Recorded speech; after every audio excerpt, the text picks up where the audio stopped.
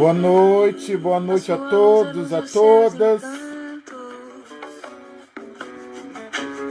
A sua luz é luz, o seu axé. Boa noite, Motombaxé, Motombá. Boa noite a todos e todas. A sua luz que vem da cachoeira. Deixa eu fixar aqui o título da nossa live.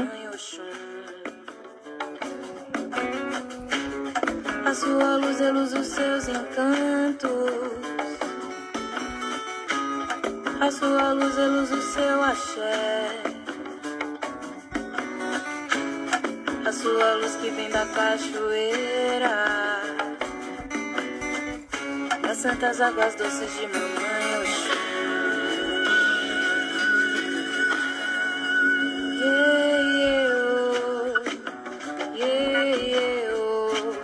Meu caminho assim feita com as miçangas das santas águas doces de mamãe Oxum.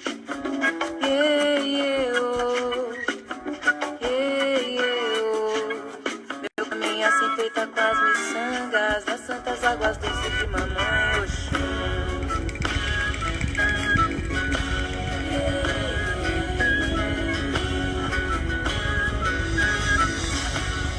A sua luz é luz, os seus encantos.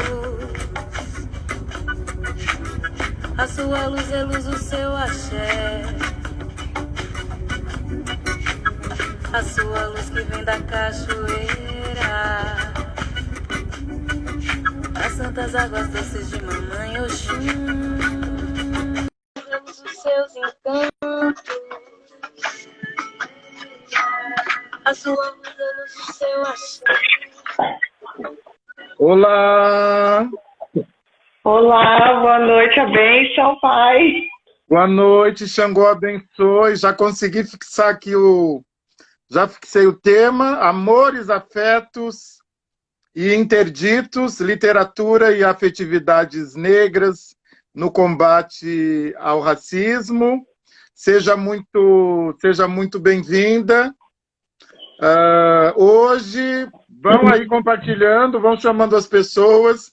Temos um tema muito especial. Mariana, não é? Mariana Santos de Assis é minha filha. É filha de Xangô, né? Filha de Xangô duas vezes, porque é minha filha e ela também é de Xangô.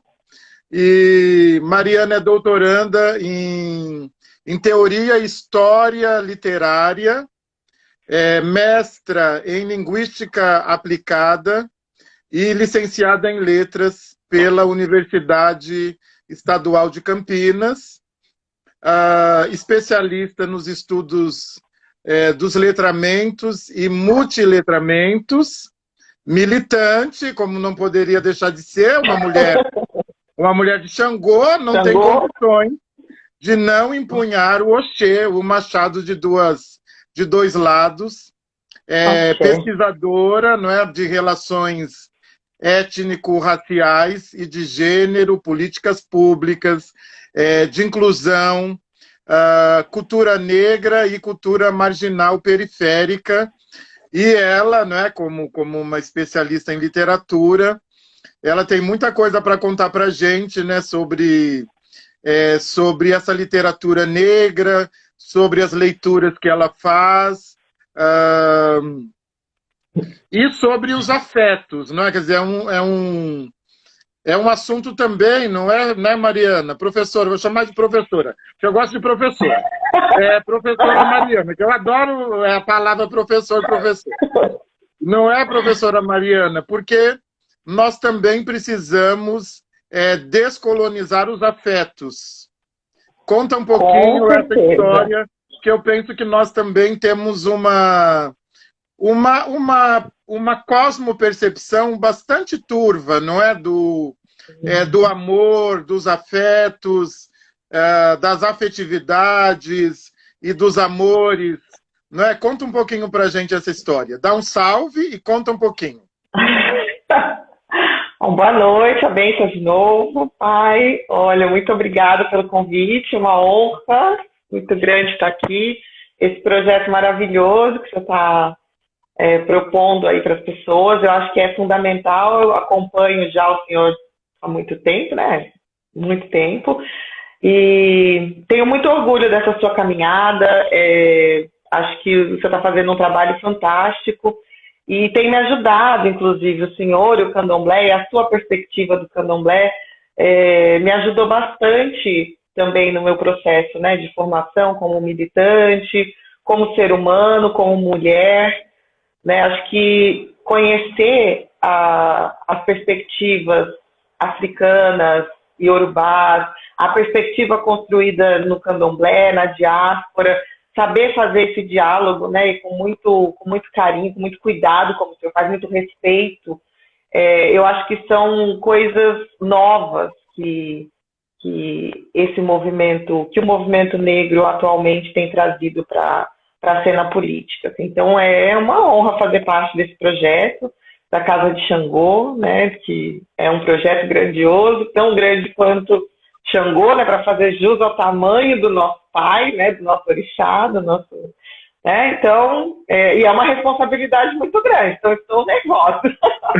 Adoro falar, mas estou nervosa. É difícil, é Xangô, né, a gente fica tensa. Tem que agradar e tem que fazer direito, porque ele merece, exige porque oferece, né? As trocas são sempre feitas, a gente tem que trocar com igualdade, né? Então, eu escolhi esse tema, na verdade, é o meu tema de pesquisa no doutorado, né? Essa questão dos amores, eu estudo o amor na literatura negra. Mas sempre antes de falar sobre o amor na literatura negra, é importante a gente entender, problematizar um pouco o que a gente entende por amor hoje em dia, principalmente o que a gente busca quando fala de amor, né?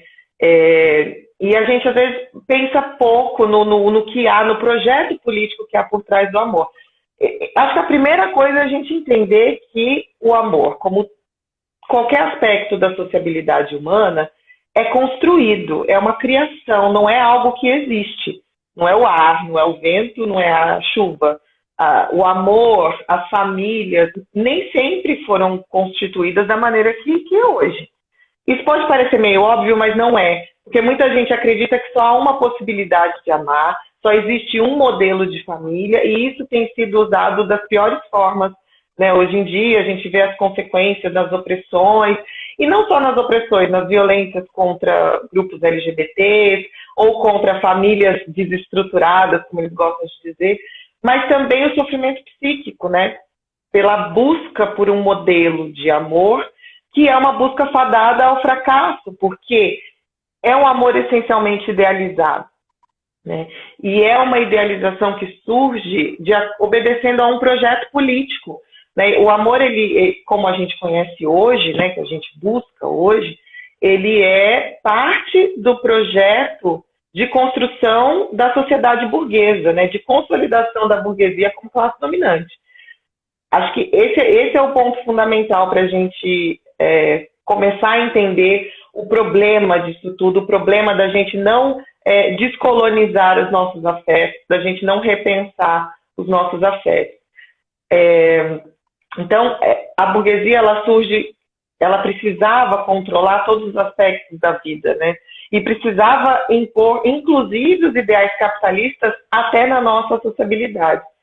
Então, esse modelo de família e de amor que a gente conhece hoje, ele surge aí de uma aliança, né, digamos assim, entre o Estado e a Igreja Católica, né? Então, a partir dessa associação, o amor verdadeiro, o que a gente chama de amor romântico, que eu prefiro chamar de amor burguês, na verdade, ele passa a ser... eles criam um binarismo, como é típico também da filosofia cristã, né? Ser tudo muito binário, tudo muito polarizado, ou é isso ou é aquilo, né? Não há um cinza aí no meio, nunca. Então, o amor, ele só será possível se ele tiver a legitimação do Estado e o sacramento da Igreja, por meio do casamento, né? E há toda uma série de interesses nisso, né? Dentre os quais o próprio controle dos instintos sexuais, né? Que precisam ser controlados, porque podem sair podem causar danos à sociedade, enfim. Então, eles precisavam desse controle. Então, o amor, ele fica restrito a esse polo, ao sacramento do casamento. Justamente porque o casamento simboliza tanto os ideais do Estado capitalista, que é um contrato de propriedade, né? Então, há uma defesa aí e uma conquista da propriedade, porque o grande presente do capitalismo é a mobilidade social, né?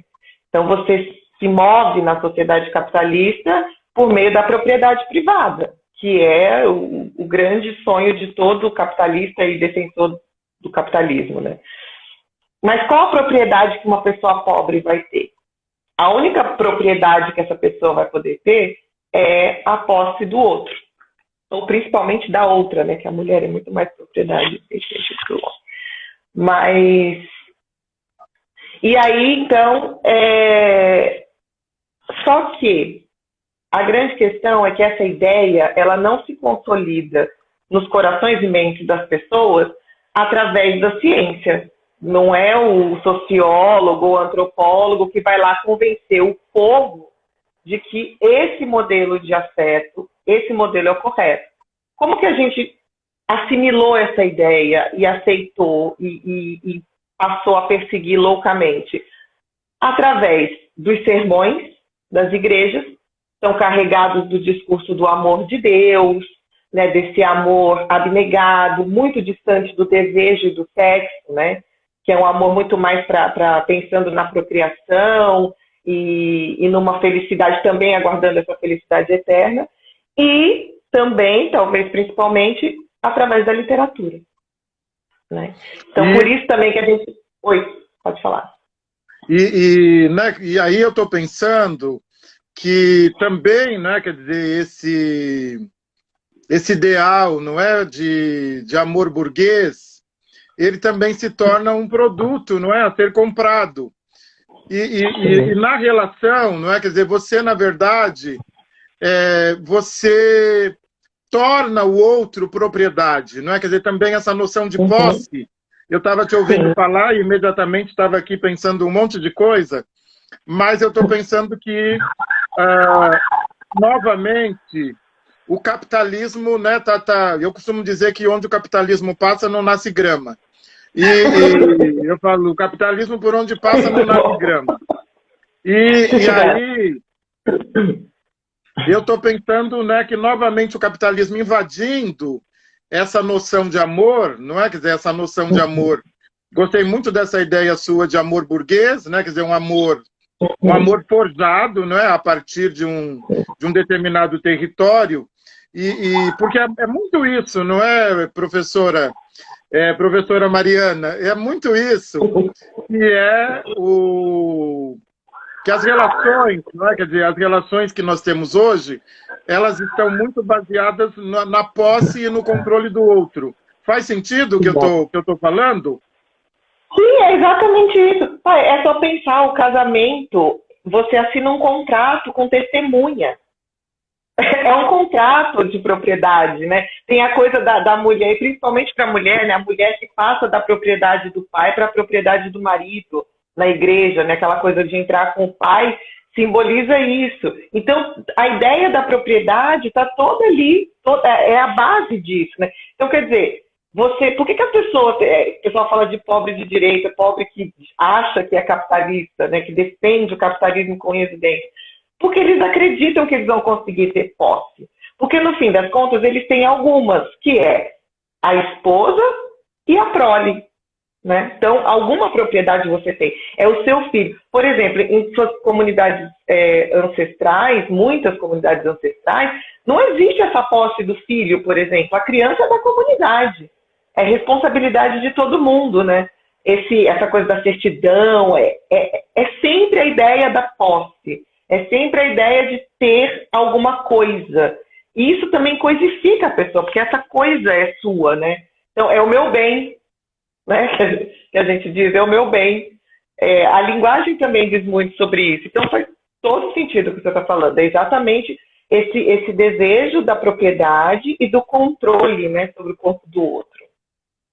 E essa ideia, ela foi se consolidando justamente através da literatura, Só que a literatura, obviamente, transformou isso em algo lindíssimo, né? Então, a literatura idealizou esse projeto, né? Esse conceito que foi criado aí nos escritórios no âmbito do direito e principalmente no âmbito da igreja, né, e do Estado. Ela idealizou todos esses interesses que há por trás disso e criou algo que tem se tornado a causa de inúmeras patologias, porque as pessoas querem buscar aquele ideal que está na literatura.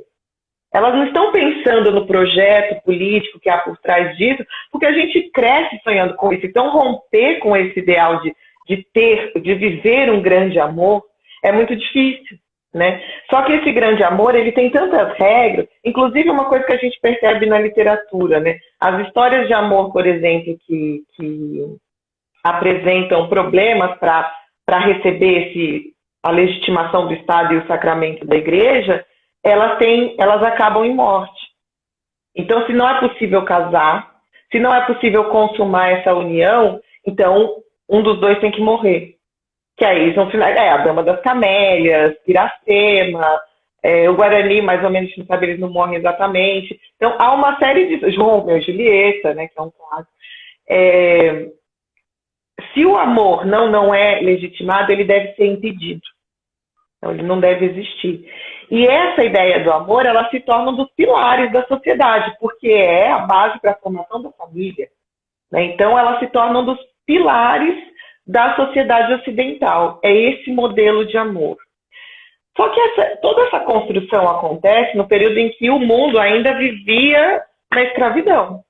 Então, evidentemente, que o negro ele é totalmente excluído desse processo. Não há nenhuma referência às famílias africanas, ou às afetividades africanas, ou a como essas pessoas se relacionavam afetivo, sexualmente, ou casamentos. Não há nada que tenha influenciado na construção desse conceito, dessa ideia de amor, né? Então, o que acontece é que o negro ele é excluído desse processo de construção do conceito, e ele também, né, há uma tentativa constante de excluí-lo de vivenciar o amor. Porque na literatura ele também não aparece. E quando ele aparece, é sempre a partir do estereótipo, né? Sempre a partir daquela ideia de inferioridade, de selvageria, de uma incapacidade natural de estabelecer vínculos afetivos longos, né? Sérios, comprometidos, né? Como se o negro não fosse capaz, não fosse suficientemente civilizado, suficientemente humano para estabelecer esse tipo de vínculo, né? Então, a única possibilidade que o negro tem de um dia desfrutar isso, vivenciar o amor verdadeiro, é através do branco.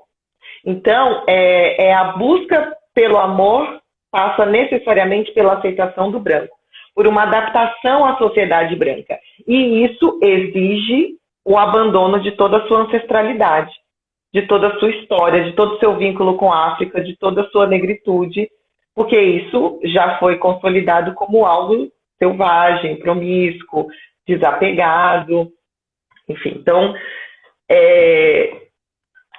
há que se fazer uma crítica a esse amor, e eu acho que não é... A gente precisa parar de ficar reivindicando esse amor, eu particularmente acho. Mas a gente também precisa entender o que significou a exclusão do negro de vivenciar esse modelo de amor. Porque é a base dessa sociedade, então é mais uma exclusão muito séria, né? E aí, nessa busca, né, por tentar vivenciar esse amor, que passa necessariamente por ser aceito pelo branco, eu queria ler um trecho do Fanon, do Pele Negra, Máscaras Brancas, que ele tem um capítulo que ele fala sobre a mulher de cor e o branco, e um capítulo que fala sobre o homem de cor e a branca. Basicamente, quando ele fala sobre a mulher de cor e o branco, a mulher de cor ela quer clarear a família, né? Ele fala sobre lá a Martinica, mas é totalmente adequado ao contexto brasileiro. Toda mulher negra já ouviu isso. Você tem que clarear a família, enfim.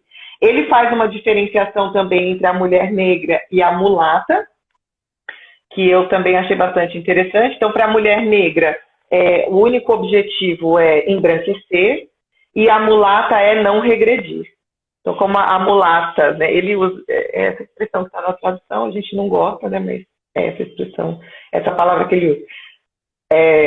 Eu já estou quase lá, né? Então, já dei uma branqueada, eu não posso voltar atrás. Então, eu preciso de quê? Preciso do branco. E aí, quando ele vai falar do homem de cor e a branca, ele começa com um trecho que eu achei sensacional, assim, que eu acho que diz tudo sobre essa relação. Ele diz assim: não quero ser reconhecido como negro, e sim como branco. Ora, e nisso há um reconhecimento que Hegel não descreveu. Quem pode proporcioná-lo, senão a branca? Amando-me, ela me prova que sou digno de um amor branco. Sou amado como um branco. Sou um branco. Seu amor abre-me o ilustre corredor que conduz à plenitude. Esposo a cultura branca, a beleza branca, a brancura branca. Nestes seios brancos que minhas mãos onipresentes acariciam, é da civilização branca, da dignidade branca que me aproprio. Eu achei... Você pode me interromper se eu quiser.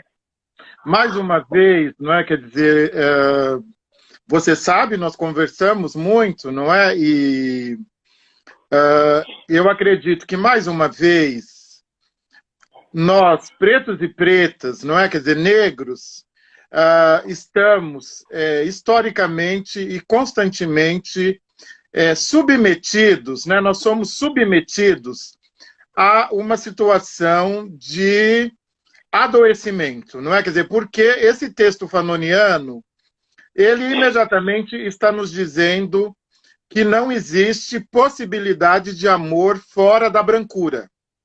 Não é? Quer dizer, que a gente precisa perseguir um amor branco. E é preciso entender que as formas de amar também são colonizadas. Não é? Quer dizer, nós também somos treinados para amar. Né? Quer dizer, nós somos treinados para desejar, nós somos treinados para amar, nós somos treinados para amar. Não é? Quer dizer, é preciso entender que existe um amor colonial, não é? Quer dizer, um amor colonizado. Exatamente. É sobre isso que nós... Exatamente.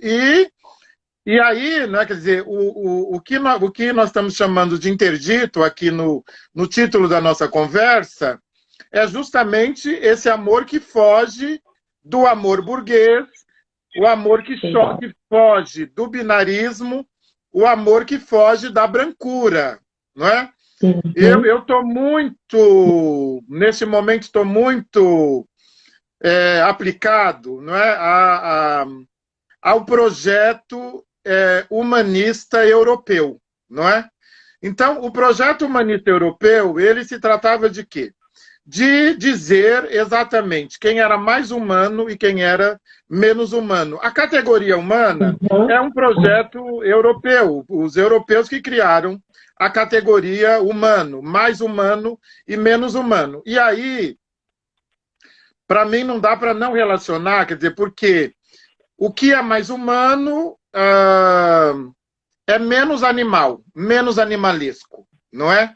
E aquilo que você falou faz muito sentido para mim, porque a gente não vê, tirando, né, quer dizer, a literatura, né, quer dizer, a literatura clássica, a gente vê muito pouco de narrativas relatando o amor autenticamente preto, não é?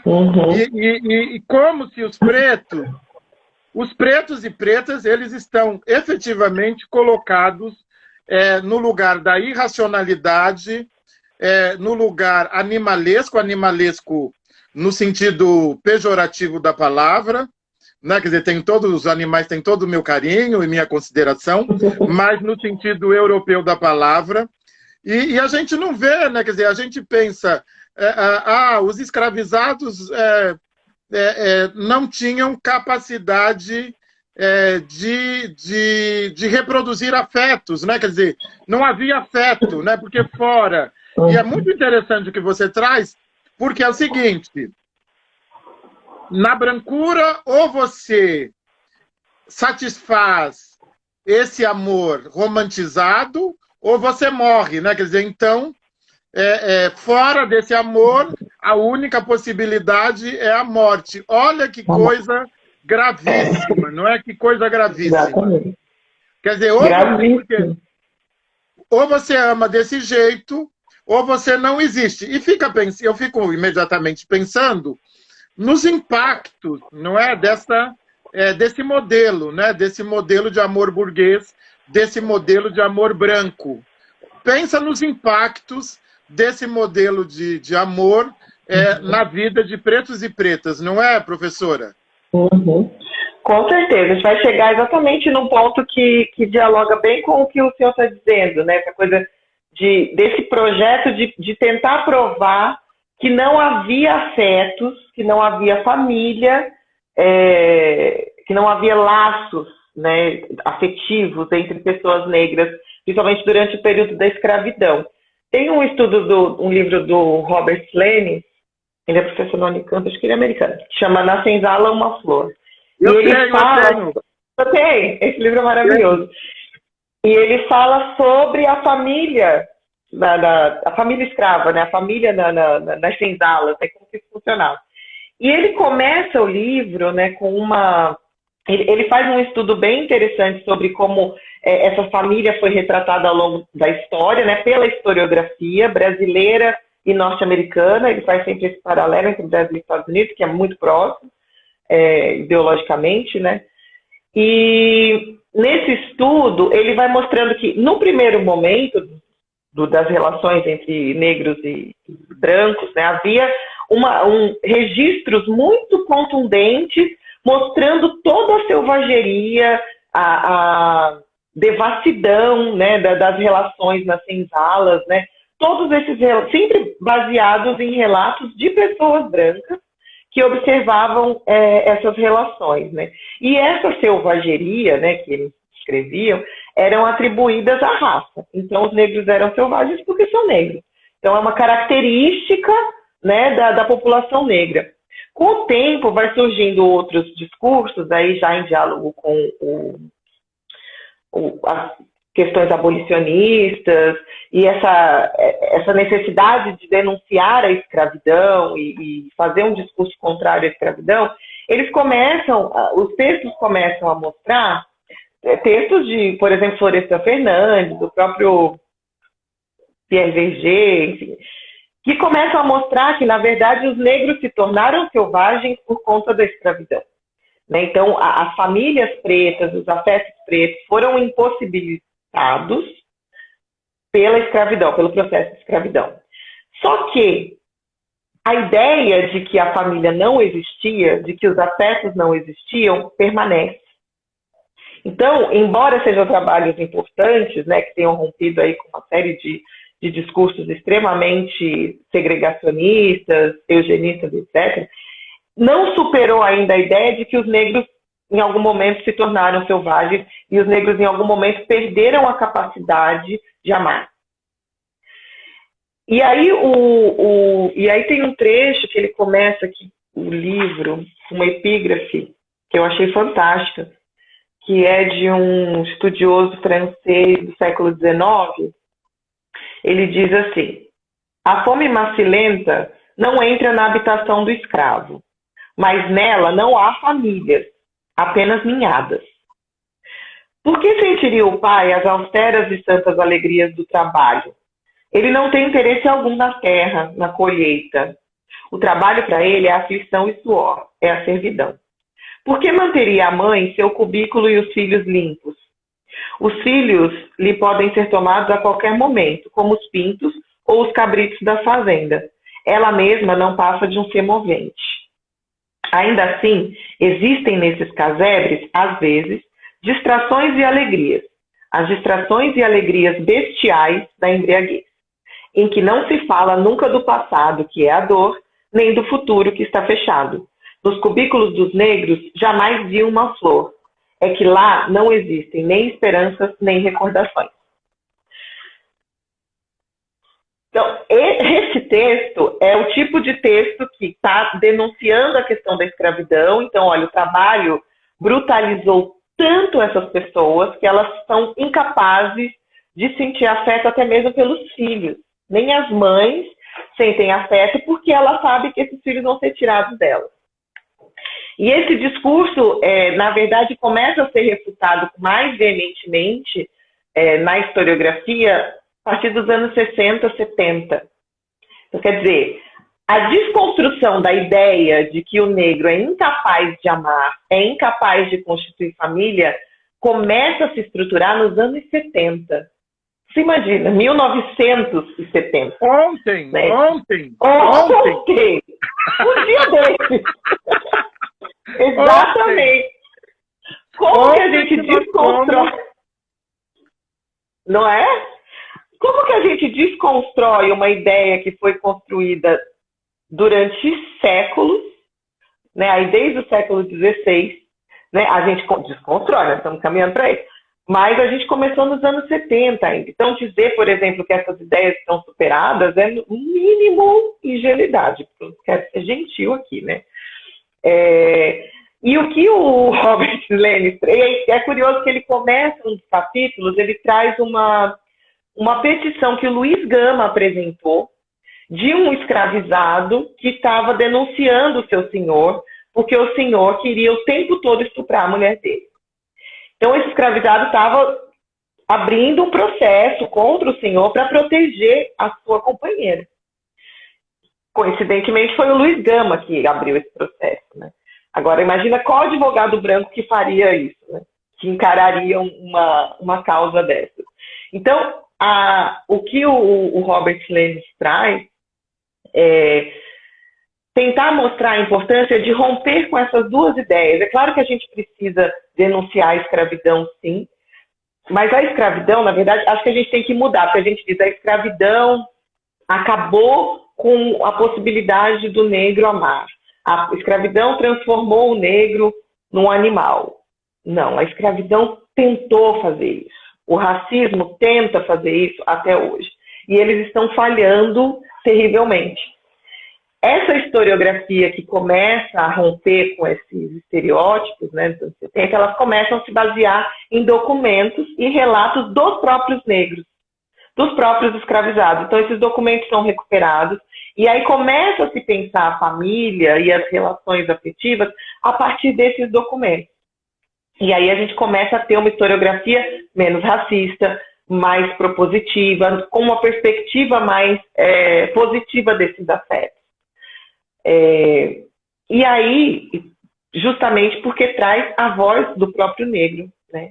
E daí a gente vê a importância de valorizar e resgatar a literatura negra. Porque se a gente aprendeu sobre existir a construção da ideia de amor na historiografia, a partir do Estado, da igreja, das ciências humanas de modo geral, mas a gente aprendeu foi através da literatura. Então, agora, a gente precisa aprender, e é isso que eu defendo, a vivenciar e valorizar os nossos afetos, as nossas famílias, os nossos amores. E o melhor meio de fazer isso é a partir da literatura negra. Porque é uma literatura que o que eu acho mais interessante na literatura negra é que ela fala de amor, só que ela fala de um amor baseado na realidade, na observação da realidade. Não há idealizações. São amores absolutamente possíveis. E por isso que às vezes não são tão bonitos, né? Porque a gente está acostumado a ler o amor muito perfeito. Ou ele é perfeito ou ele não existe na literatura hegemônica. E na literatura negra não. A gente tem um amor absolutamente possível. E por ser possível e por ser real, é óbvio que ele é cheio de conflitos, ele é cheio de problemas, cheio de questões e de coisas que são, para o mundo ocidental, são consideradas feias. E daí também a importância da gente romper com essas ideias, né, desses valores ocidentais, essa descolonização que eu sempre falo, né, do que é feio, do que é bonito, Por exemplo, o Robert Lemes, ele comenta esse epígrafe depois, e ele fala sobre a questão da flor, que o estudioso aqui, ele fala que nunca viu uma flor numa senzala. E aí o Robert Lemes fala que a flor, para as comunidades africanas, ela não significava muita coisa. Ela não tinha o simbolismo que ela tem, por exemplo, na França. Não tinha essa importância, essa relevância. Eram outras coisas que eram consideradas mais bonitas, mais sagradas. Né? Por exemplo, as pessoas ainda ficam horrorizadas quando a gente fala que a gente cultua a cobra, né? Que a gente tem o orixá, que é a cobra. Né? Mas, nossa, que horror! Porque a gente está preso a esses valores, a essa visão, a esse modelo de beleza e de felicidade e de amor, que é totalmente ideal, que leva à frustração, ao sofrimento, à depressão, justamente porque a gente nunca encontra. E a gente fica tentando achar o erro na gente. Não, onde é que eu estou errando? Eu estou fazendo alguma coisa errada. Eu tenho o dedo podre. Eu não sei o quê. E na verdade, é porque a gente está buscando uma coisa que não existe. Que é um ideal, é parecido com a coisa do paraíso. Né? E com certeza propositalmente, porque é essencialmente cristão.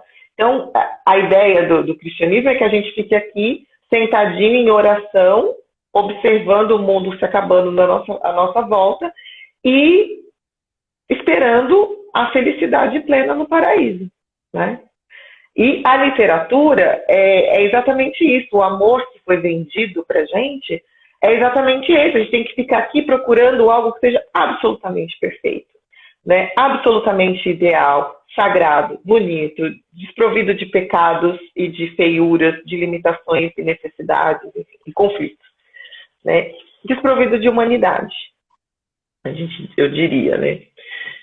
Eu tenho falado muito, não é que, bom, não precisa ser nenhum expert, não é nenhum gênio, para perceber que esses modelos, não é? Quer dizer, esses modelos de pensar, de ser, não é? De se pensar, de se saber, esses modelos, não é? Esses modelos hegemônicos, eu tenho dito com muita assertividade, não é, que esses modelos fracassaram, não é? Quer dizer, esses modelos de amor, esses modelos de afeto. Olha quem está aqui, Roger Cipó está aqui. Roger entende muito de amor, ele entende. Ele entende. Roger entende ele fala muito de amor. Masculinidade, eu gosto muito, me interessa esse tema. Exatamente. Eu penso que vocês dois têm de ter uma conversa, você e Roger. Então, eu tenho falado bastante, não é? Quer dizer, e interessante, Roger entrar agora, né, nosso querido Cipó, porque justamente ele tem trabalhado com um processo que eu chamo de repotencialização dos afetos pretos, porque de verdade o que nós temos visto, não é? Quer dizer, e a sua fala contempla perfeitamente isso, é a despotencialização dos afetos pretos, porque a todo momento, não é, quando eles nos colocam nesse lugar de violência, de brutalidade, de impossibilidade de expressar os afetos, eles estão despotencializando os nossos afetos. Eu concordo perfeitamente contigo quando você diz que não, né? Quer dizer, nós resistimos até na maneira de sentir afeto, não é? Quer dizer, nós pretos e pretas resistimos bravamente. Eu penso que talvez a gente tenha uma questão que já problematizamos aqui, uma questão importante para problematizar entre nós, entre pretos e pretas, que é entender, não é, novamente, que nós, às vezes, sofremos muito mais porque, de verdade, esse modelo hegemônico que caracteriza o amor, eu costumo dizer que o amor, não é? Ele é um sentimento muito sofisticado, e é interessante isso, eu vou arrematar, porque grande parte da cosmogonia dos africanos considera o coração mais importante do que a cabeça. Então, o coração, ele é mais importante do que a cabeça. O coração é a sede da inteligência, é a sede da sensibilidade, é a sede das emoções. E mesmo entre os iorubás, que eles têm uma relação bastante intensa com ori cabeça, esse ori, ele só funciona bem em alinhamento com o coração, que é Ocã. E os bantos, né, que aqui deram origem ao candomblé Angola, eles fazem mais culto ao coração do que à cabeça. O coração é mais importante do que a cabeça. Então, o que eu estou querendo dizer com isso? Eu estou querendo dizer que, e aí o seu trabalho é fundamental, porque a gente precisa parar, e aí você vai me dizer se faz sentido o que eu estou dizendo. Eu estou pensando que a gente precisa parar de perseguir um modelo de afeto e de amor que para nós talvez, vou usar o talvez, mas eu tenho quase certeza que para nós seja impossível. Porque esse modelo não foi feito para nós. Não é? Quer dizer, esse modelo nem existe, né? Quer dizer, é uma grande farsa, uma grande ilusão. Quer dizer, não foi feito para nós, não foi feito para ninguém. Mas, como eu costumo dizer, eles que lutem. A gente vai... Eles que lutem. Nós vamos para os afetos interditados. É isso, filha? Sim, é bem isso aí mesmo, pai. O que a gente precisa é exatamente romper com essa busca, né? Isso que o Fanon fala, né? Dessa nossa necessidade de ser aceito pela sociedade branca, né? De fazer parte dessa sociedade, de se inserir, né? De ser quase ungido, né? Pela bênção da brancura e do que a branquitude tem para oferecer, né? É como se é uma salvação. E a gente pensa assim, para muitas mães negras, a única herança que ela pode deixar, e talvez a maior herança que ela pode deixar para os filhos, é um fenótipo um pouco mais branco. Isso é terrivelmente triste, mas é verdade. Né? E o Fanon fala disso, né? As mulheres querem, elas precisam se embranquecer, elas vão se embranquecer através do outro e vão deixar essa herança para os seus filhos, né? Porque os seus filhos vão estar mais próximos dessa branquitude, né? E por quê? E até quando que a gente vai seguir isso? Agora, para que a gente consiga, de fato, romper com esse modelo, e aí por isso que a literatura negra é fundamental, né? Porque nós temos autores e autoras sensacionais que trazem perspectivas incríveis sobre o amor, só que a gente precisa aprender a valorizar esses afetos, a valorizar essas tradições, a valorizar essa estética. Porque se a gente não muda os nossos padrões estéticos, e aí mudar mesmo, não é dizer que acha bonito, se forçar, porque tem gente que fala, eu não posso ficar com branco porque sou militante. Não é disso que se trata. Não posso. Você pode fazer o que você quiser, e espero que possa. Eu defendo a democracia e a liberdade. Imagina, eu não vou me meter na cama dos outros. Agora, o que a gente gostaria é que de fato houvesse escolhas, né? Que a gente olhasse para uma pessoa, enxergasse uma pessoa. Só que quando a gente olha para uma pessoa negra, a gente enxerga todos os estereótipos, todo esse histórico. Um homem negro, você já sabe que ele vai ser canalha, que ele não é um bom pai. Isso também fez parte dessa história toda de inviabilizar a família preta, né? Então, a ausência do pai, o pai nunca está presente, o homem negro nunca participa da família. Isso foi reiterado diversas vezes ao longo dos séculos. E é mentira. É mentira. É claro que a gente sabe que hoje, só que, óbvio, é uma mentira, porque eles tentavam ficar na medida do possível, né, no contexto da escravidão, mas isso fica na cabeça, inclusive, das pessoas negras.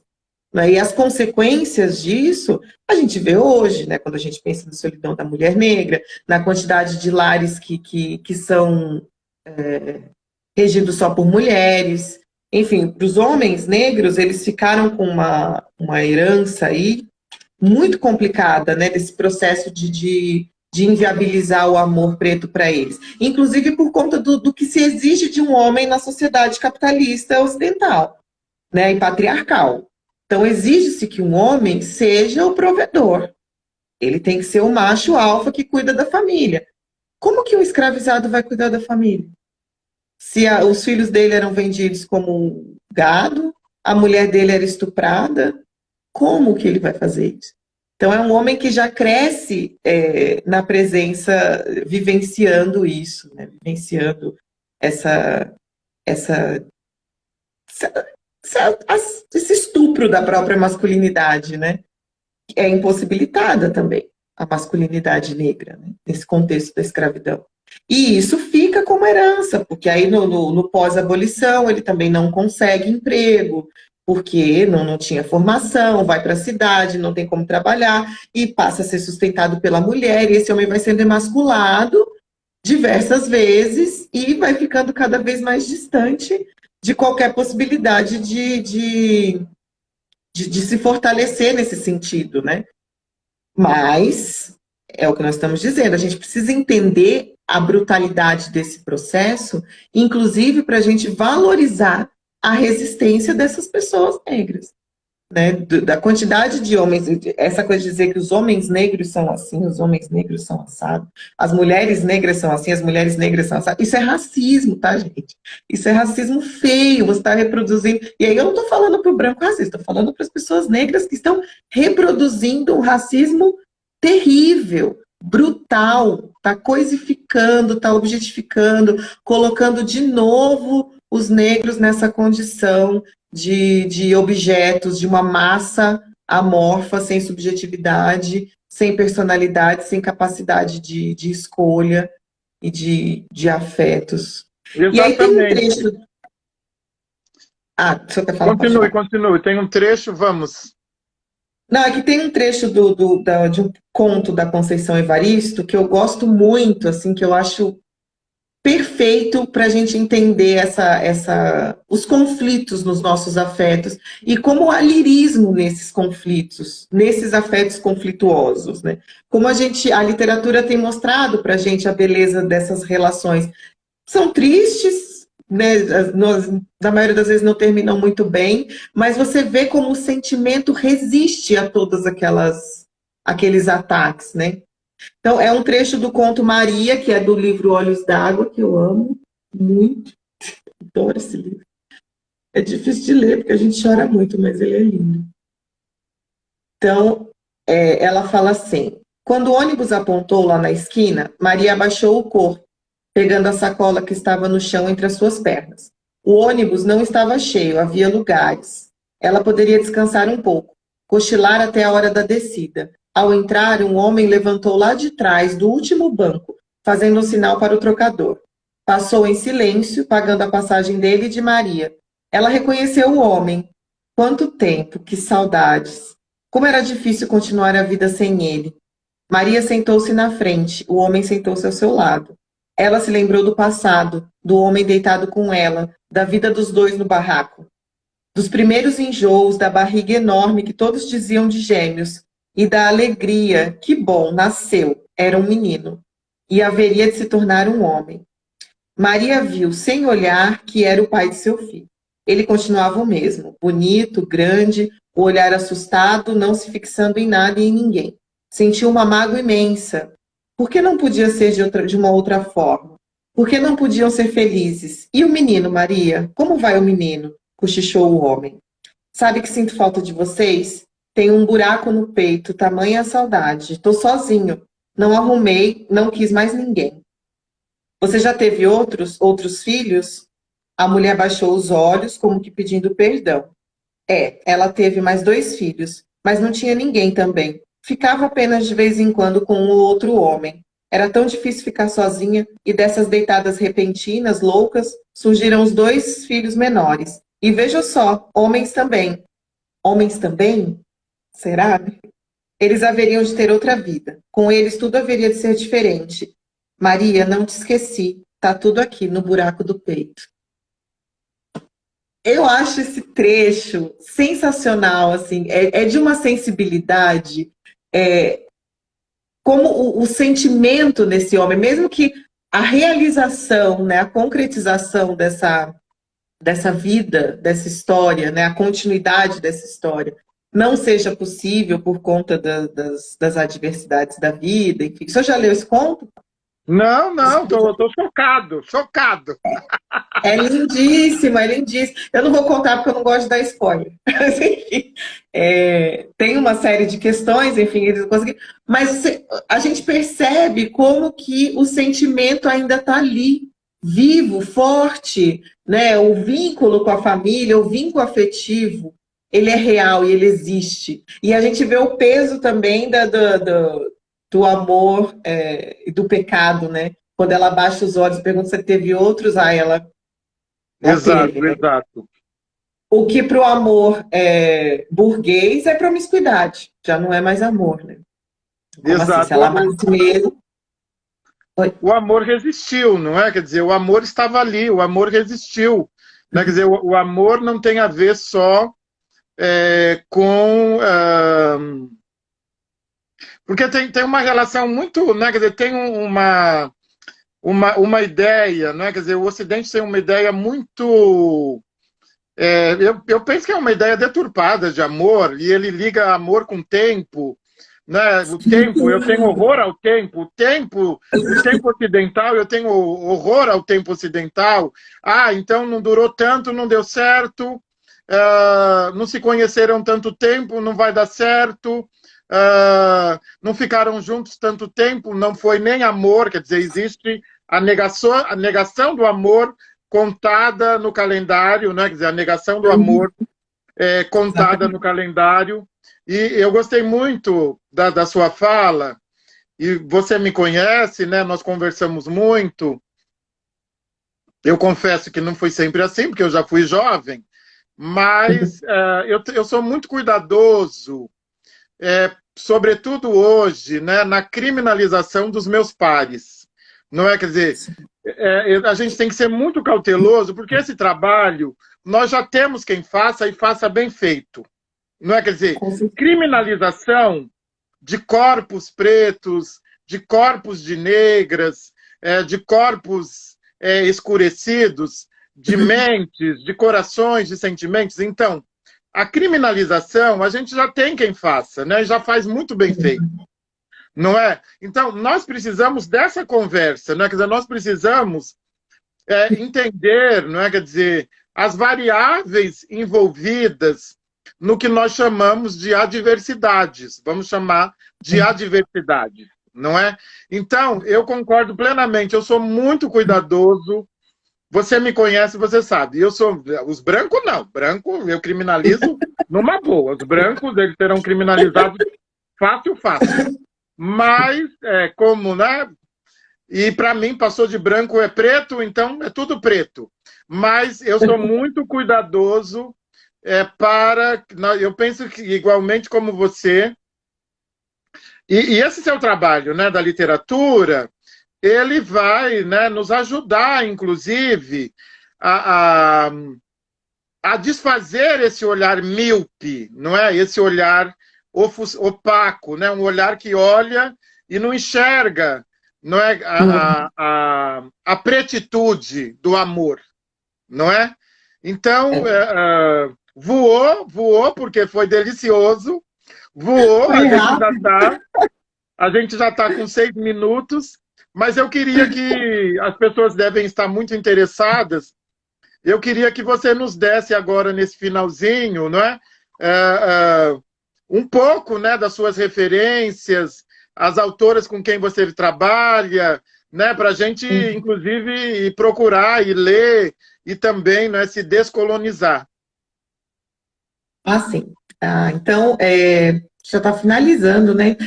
Só uma coisa que o senhor falou com relação ao respeito é importante, porque assim, o meu trabalho não tem a ver com ficar caçando quem sai com pessoas brancas, pessoas negras que saem com pessoas brancas.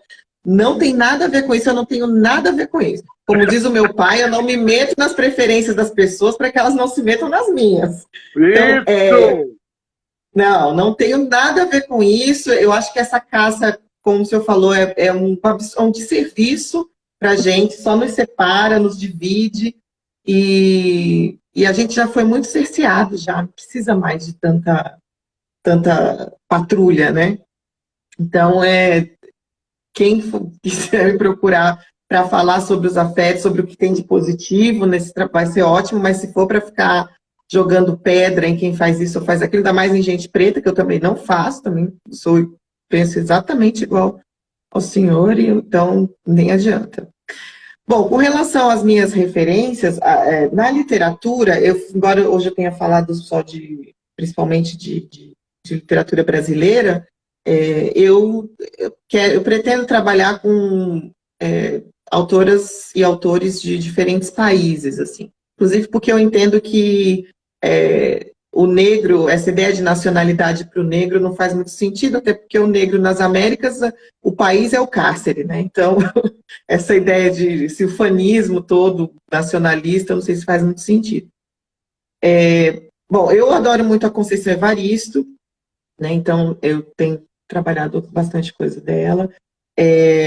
O Akin Skinte, que é um cara que eu gosto muito, assim, é um poeta aqui de São Paulo. A Dinha, que é minha amiga também, querida, que eu adoro. Eu gosto muito por conta dessa coisa da literatura marginal periférica, por trazer a linguagem da periferia, as questões da periferia, esses conflitos todos com bastante lirismo, com bastante afeto. Nossa, que tem tanta gente, como que eu vou lembrar de tudo? Assim, eu tenho lido algumas autoras africanas, tem o Chinua Achebe, que é um cara que eu gosto muito, ele é nigeriano, um cara, né? Os principais autores nigerianos. Um cara, louca. Eu li agora Scholastic Mukasonga e quero ler mais, porque eu li um livro dela em 2 dias, fiquei tão louca com o livro, maravilhosa. A Violet Bulawayo também é uma escritora do Zimbábue, que eu gostei muito do livro dela, Precisamos de Novos Nomes. Que mais? Nossa, tem muita gente. Carolina Maria de Jesus, evidentemente, sempre, né? E você está feliz com esse trabalho? Você está feliz? Você está... Sim, nossa, eu tô adorando. Eu acho que eu espero mesmo conseguir isso que o senhor falou, né? Conseguir contribuir para que o povo preto viva melhor. E, de fato, eu acho que questionar esse modelo de amor todo mundo deveria questionar, porque não serve mesmo para ninguém. Mas eles que lutam, eu não estou interessada nisso. Eu já ouvi, inclusive, isso. Mas você não acha que isso também tem a ver com mulheres brancas, pessoas brancas? Eu falei, não sei, não é deles que eu estou falando. Estou falando dos negros. Falando de nós que fomos impedidos de viver, inclusive, esse amor aí que vocês inventaram. Nem esse a gente pôde. Então, a gente vai pular a etapa de viver esse aí e vamos viver o nosso, que é tão bonito, que inclusive é forte, né? É um amor que surge aí brigando, né? Já surge na luta, no calor da batalha, né? Pela sobrevivência, pela própria humanidade. Então, é muito bonito. Eu acho que a gente só precisa aprender a admirar isso, né? Se emocionar. Infelizmente, estamos na reta final. Já vamos sair para levar o ebó para a encruzilhada, o ebó de amor. E, nossa, voou, foi delicioso. Depois vai estar no meu canal, vai estar no IGTV, vai lá para o meu canal. E vocês têm de assistir várias vezes, eu também vou assistir novamente. E quero agradecer a professora Mariana de Xangô. Mariana, pesquisadora, não é? Quer dizer, da área da literatura. E, filha, amei conversar com você. Nem doeu, né? Não doeu. Nem doeu. Foi maravilhoso, como sempre, né? Foi delicioso, delicioso. Parece até que a gente ensaiou.